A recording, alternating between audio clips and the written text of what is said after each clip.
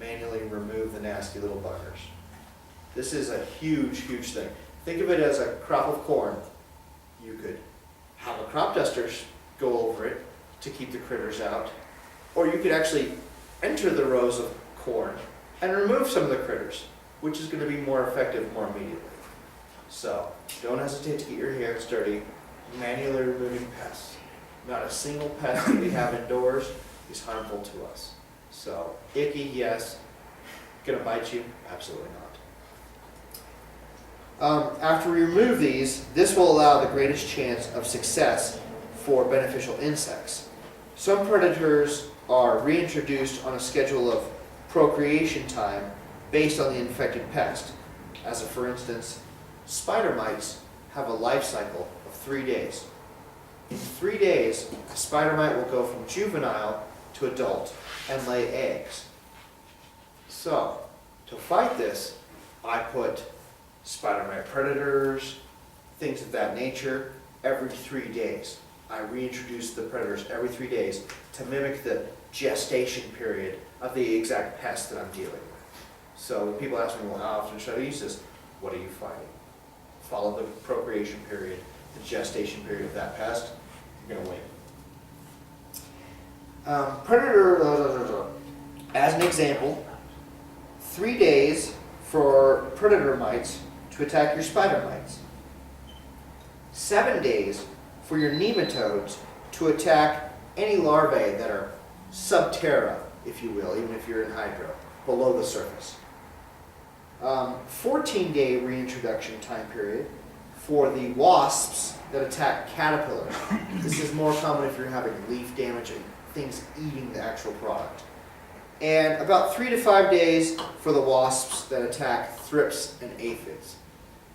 Typically when you have thrips or aphids, it means that you've got a myriad of problems. Usually they're symbiotic pests, so you have more than one pest at the same time. So the little wasps work really well. They take out a whole side of the equation, then the other half cannot sustain. Before applying any sprays, powders, topical, or surface agents, we want to allow 1 to 2 weeks for beneficial insect usage to be maximized. It means don't waste them. They're not going to knock out what you're fighting in 1 day.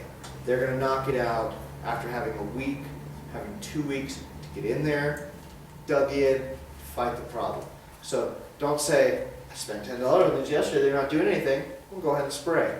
You're going to kill the beneficial insects, you're going to waste the money you just spent. So, there are many products available to control pests and diseases, which we'll discuss. A few of these right now.